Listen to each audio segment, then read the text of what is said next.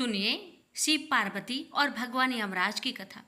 एक नगर में एक साहूकार अपनी पत्नी के साथ रहता था, लेकिन वह निसंतान थे। वह दोनों भगवान शंकर की पूजा किया करते थे। एक दिन पार्वती जी कहने लगी, यह आपकी पूजा इतनी दिन से करते हैं, फिर आप इनकी इच्छा पूरी क्यों नहीं करते हैं? शंकर जी कहते हैं कि इन्हें संतान सुख नहीं है, इसलिए ये इतनी पूजा करते हैं। पार्वती जी बोली कि आप इन्हें पुत्र क्यों नहीं दे रहे हैं? शंकर जी ने कहा कि इनके भाग्य में पुत्र का सुख नहीं है, लेकिन पार्वती जी नहीं मानी और वह जिद करने लगी। शंकर भगवान बोले, ठीक है, इन्हें पुत्र प्राप्ति हो जाएगी, लेकिन वह केवल 12 वर्ष तक ही जीवित रहेगा। और शंकर पार्वती जी की बात सुन रहा था। कुछ समय बाद साहूकारनी ने पुत्र को जन्म दिया, लेकिन साहूकार को कोई खुशी नहीं हुई। पूरे परिवार में इसका जश्न मनाया गया। उनका बेटा बड़ा हुआ तो साहूकारनी कहने लगी कि मैं अपने बेटे का ब्याह रचाऊंगी। साहूकार ने उसे बहुत मना किया, लेकिन वह नहीं मानी। तो साहूकार ने उसे कहा कि हमारे बेटे की आयु केवल 12 वर्ष तक ही है।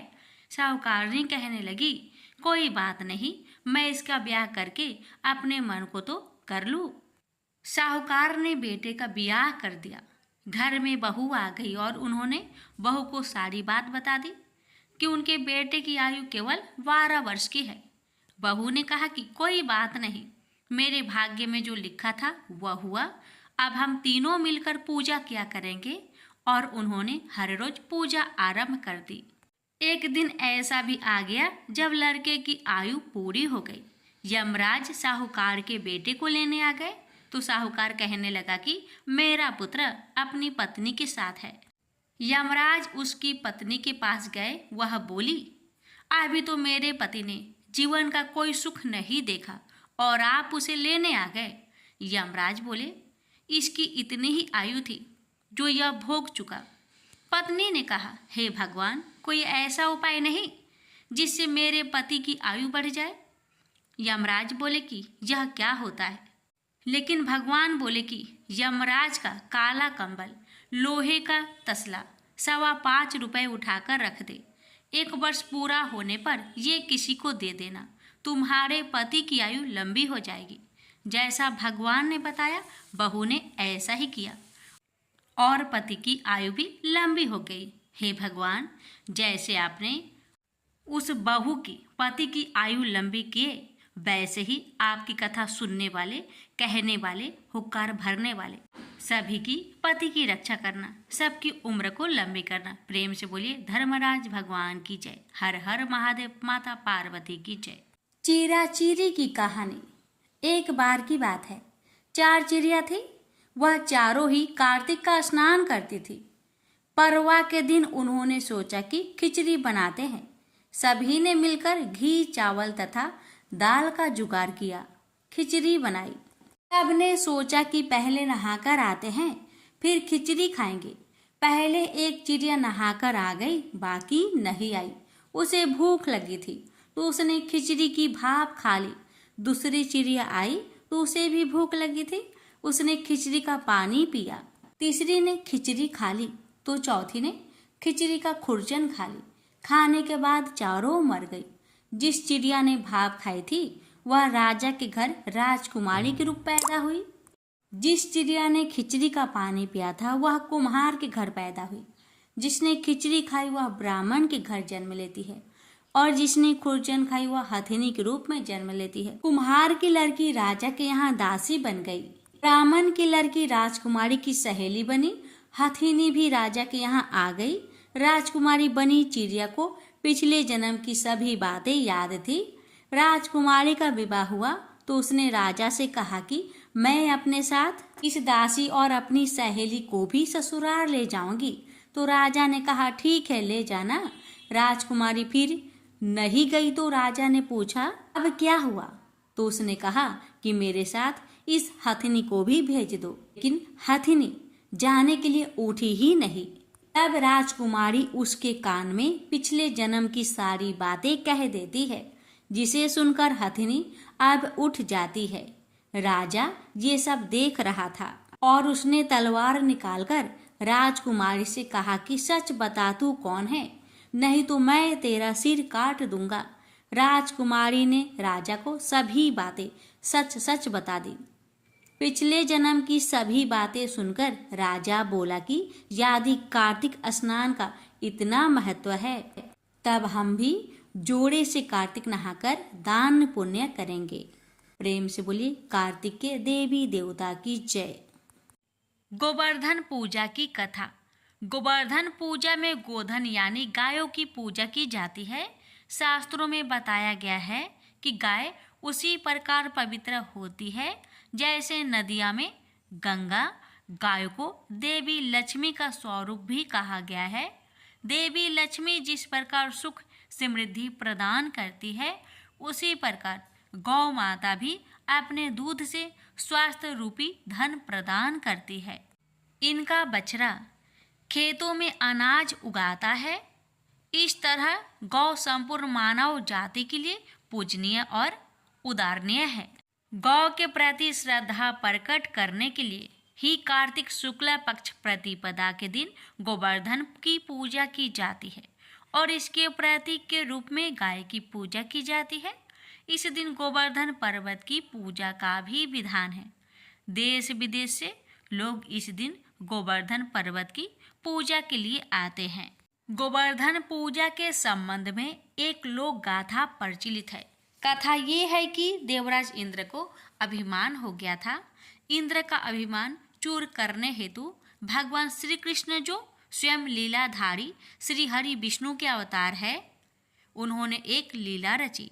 प्रभु की इस लीला में यूं हुआ कि एक दिन उन्होंने देखा कि सभी ब्रिजवासी उत्तम पकवान बना रहे हैं और किसी पूजा की तैयारी में जुटे हैं। श्री कृष्ण ने बड़े भोलेपन से मैया यशोदा से प्रश्न किया, मैया ये आप लोग किन की पूजा की तैयारी कर रहे हैं? कृष्ण की बातें सुनकर मैया बोली, लल्ला हम देवराज इंद्र की पूजा के लिए अन्नकूट की तैयारी कर रहे हैं। मैया के ऐसा कहने पर श्री कृष्ण बोले, मैया हम इंद्र की पूजा क्यों करते हैं? मैया ने कहा, वह वर्षा करते हैं जिससे अन्न की पैदावार होती है, उनसे हमारी गायों को चारा मिलता है। भगवान श्री कृष्ण बोले, हमें तो गोवर्धन पर्वत की पूजा करनी चाहिए क्योंकि हमारे गाय वही चरती है। इस दृष्टि से गोवर्धन पर्वत ही पूजनीय है और इंद्र तो कभी दर्शन भी नहीं देते, वो पूजा न करने पर क्रोधित भी होते हैं। अतः ऐसे अहंकारी की पूजा नहीं करनी चाहिए। लीलाधारी की लीला और माया से सभी ने इंद्र के बदले गोवर्धन पर्वत की पूजा की।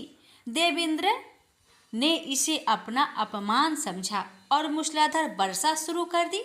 प्रलय के समान वर्षा देखकर सभी ब्रिजवासी भगवान कृष्ण को कोसने लगे कि सब इनका कहना मानने से ही हुआ है। अब मुरलीधर ने मुरली कमर में डाली और अपना कनिष्ठा उंगली पर पूरा गोवर्धन पर्वत उठा लिया और सभी ब्रिजवासियों को उसमें अपने गाय और बछड़े समेत शरण लेने के लिए बुलाया। इंद्र कृष्ण की यह लीला देखकर और क्रोधित हुए, फलतः वर्षा और तेज हो गई इंद्र का मान मर्दन के लिए। तब श्री कृष्ण ने सुदर्शन चक्र से कहा कि आप पर्वत पर रहकर वर्षा की गति को नियंत्रित करें और शेष नाग से कहा, आप मेर बनाकर पानी को पर्वत की ओर आने से रोके। इंद्र लगातार 7 दिन तक मूसलाधार वर्षा करते रहे। तब उन्हें एहसास हुआ कि उनका मुकाबला करने वाला कोई आम मनुष्य नहीं हो सकता। अतः वे ब्रह्मा जी के पास पहुँचे और सब वृत्तांत कह सुनाया। ब्रह्मा जी ने इंद्र से कहा कि आप जिस कृष्ण की बात कर रहे हैं वह भगवान विष्णु के साक्षात अंश है और पूर्ण पुरुषोत्तम नारायण है। ब्रह्मा जी के मुख से यह सुनकर इंद्र अत्यंत लज्जित हुए और श्री कृष्ण से कहा कि प्रभु मैं आपको पहचान ना सका, इसलिए अहंकारवश भूल कर बैठा। आप दयालु है और कृपालु भी है, इसलिए मेरी भूल क्षमा करे। इसके पश्चात देवराज इंद्र ने मुरलीधर की पूजा कर उन्हें भोग लगाया प्रेम से बोलिए जय श्री कृष्ण, राधे राधे। इस पौराणिक घटना के बाद से ही गोवर्धन पूजा की जाने लगी। ब्रिजवासी इस दिन गोवर्धन पर्वत की पूजा करते हैं। गाय बैल को इस दिन स्नान कराकर उन्हें रंग लगाया जाता है व उनके गले में नई रस्सी डाली जाती है। गाय और बैलों को गुड़ और चावल मिलाकर खिलाया जाता है। भैया दूज की कथा।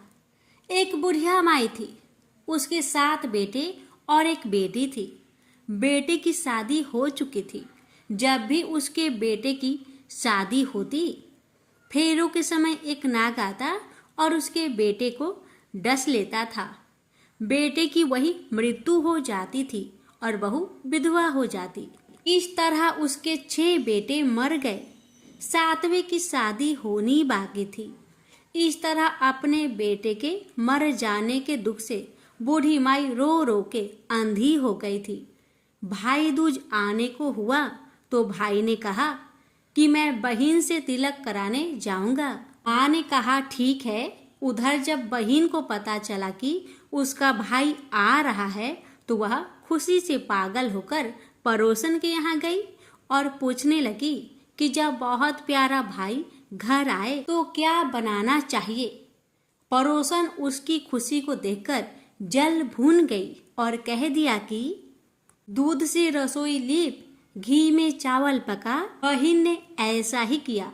उधर भाई जब बहन के घर जा रहा था तो उसे रास्ते में सांप मिला। सांप उसे डसने को हुआ। भाई बोला, तुम मुझे क्यों डस रहे हो? सांप बोला, मैं तुम्हारा काल हूँ और मैं तुझे डसूंगा। भाई बोला, मेरी बहन मेरा इंतजार कर रही है।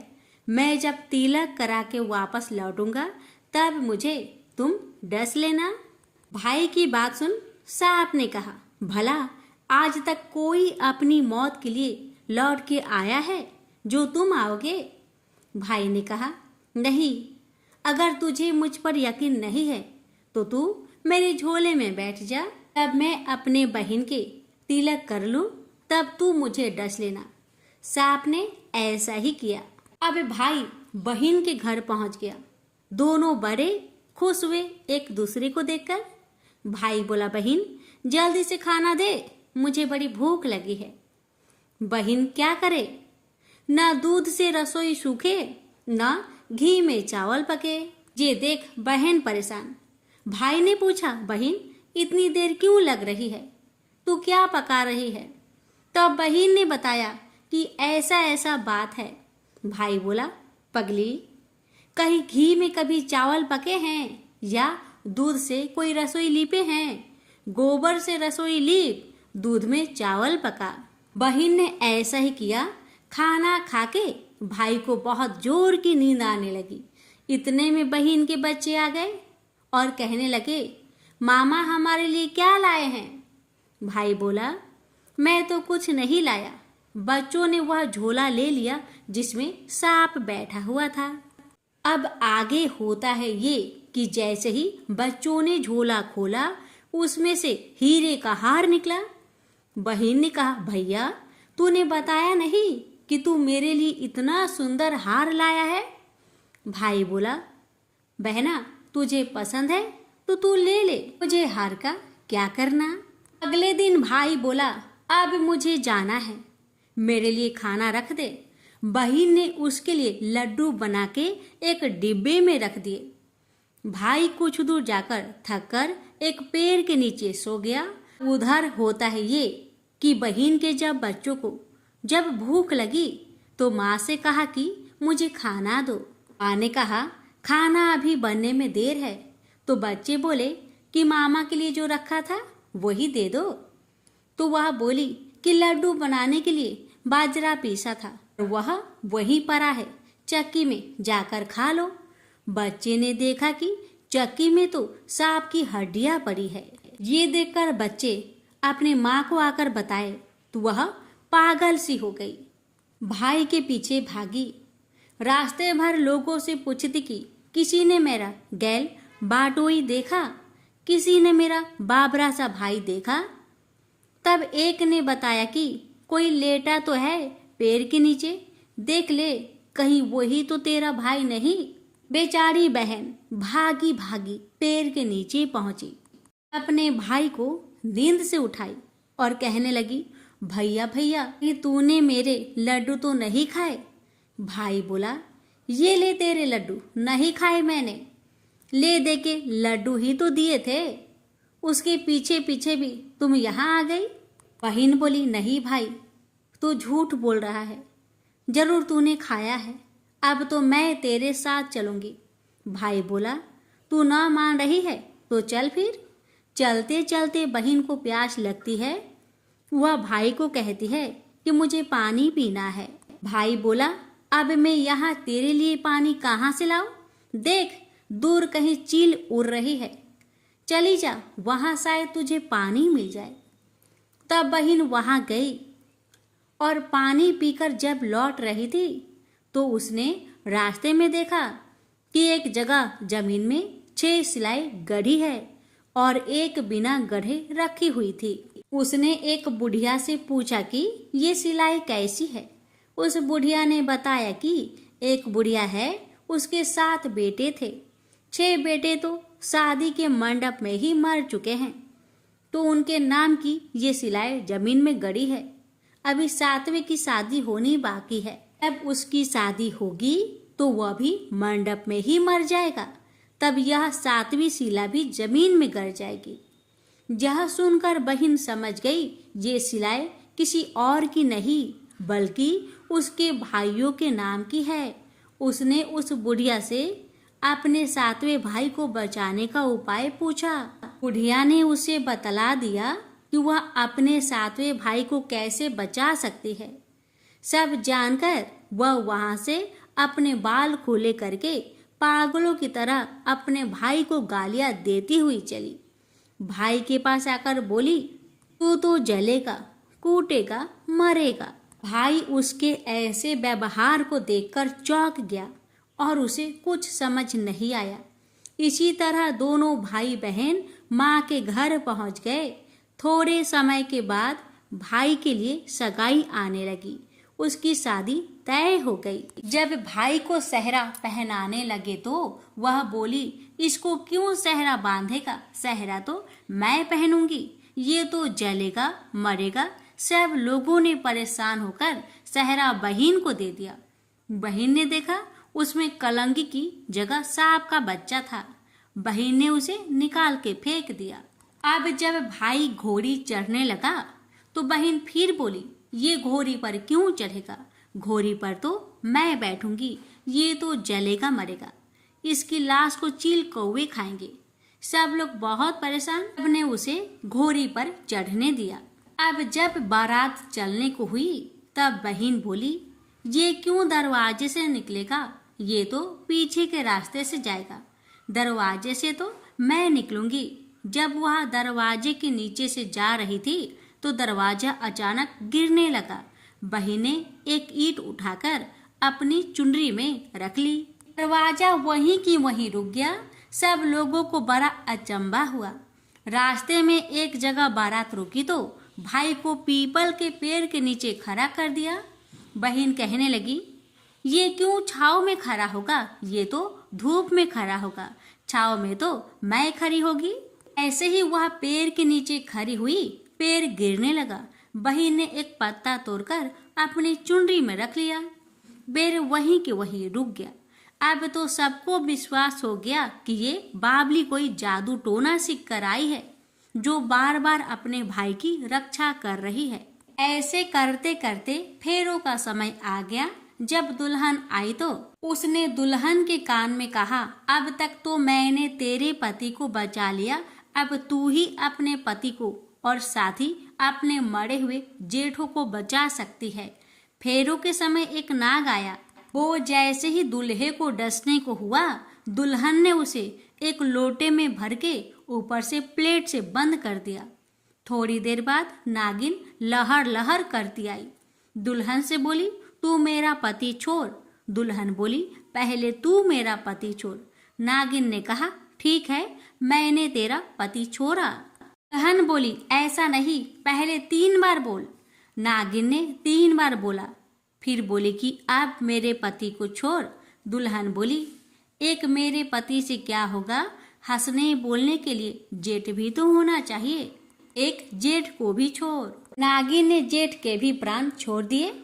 फिर दुल्हन ने कहा, एक जेठ से लड़ाई हो गई तो एक और जेठ को छोड़। और इसके बाद बोली कि अगर वो विदेश चला गया तो तीसरा जेठ को भी छोड़।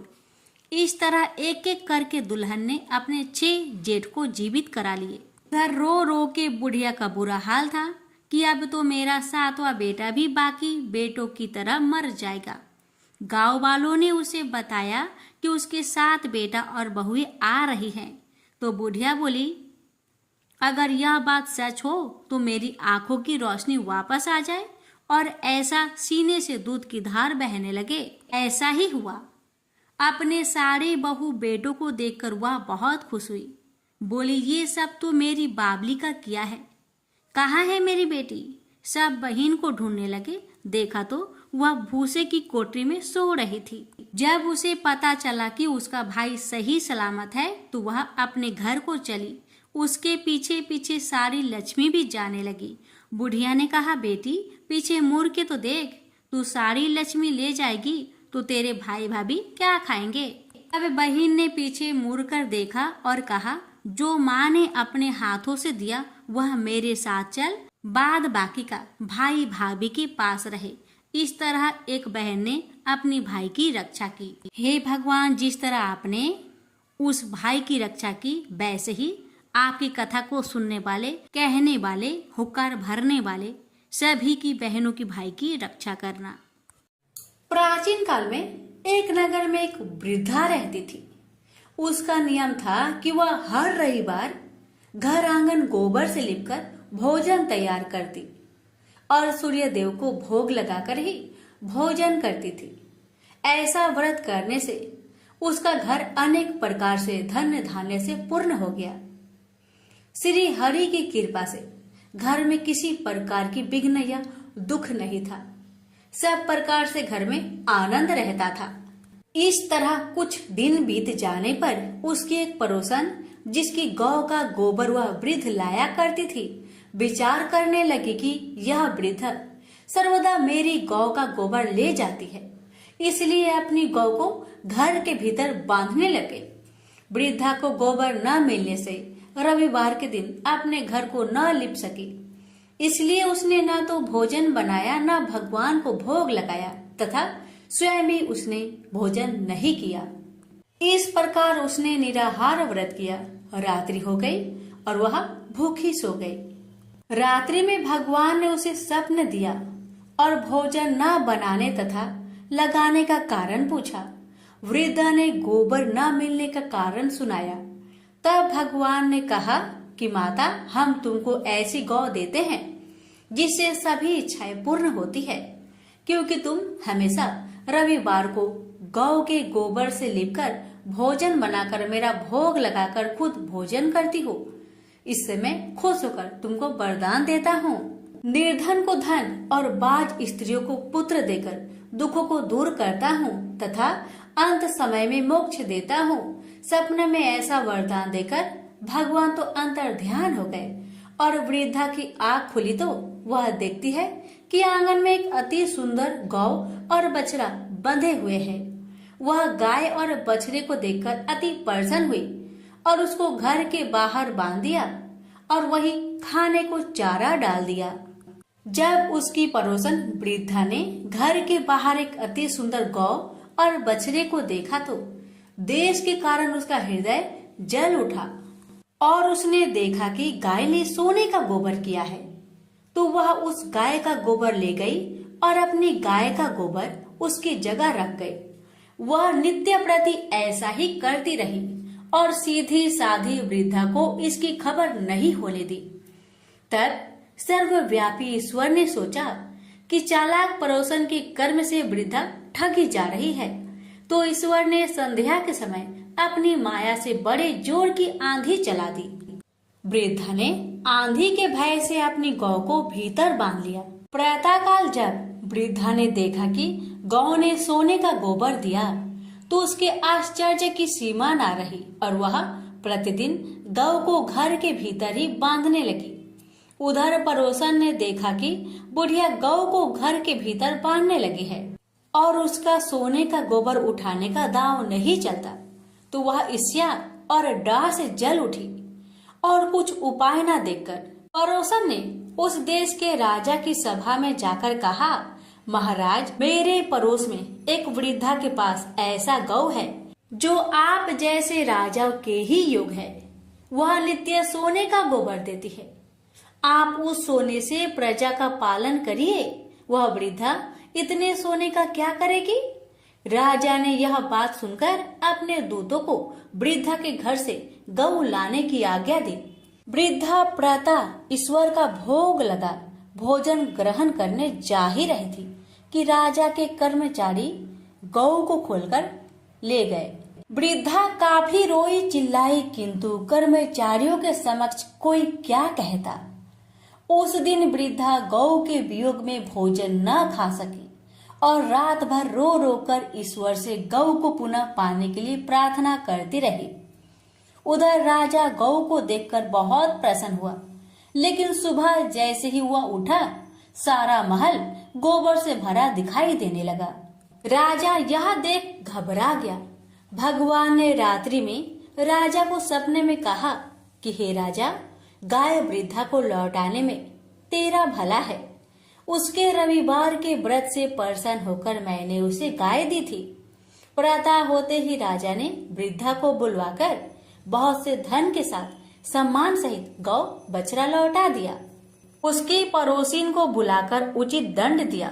इतना करने के बाद राजा के महल से गंदगी दूर हो गई। उसी दिन से राजा ने नगरवासियों को आदेश दिया कि राज्य की तथा अपनी समस्त मनोकामनाओं की पूर्ति के लिए रविवार का व्रत रखा करो। व्रत करने से नगर के लोग सुखी जीवन व्यतीत करने लगे।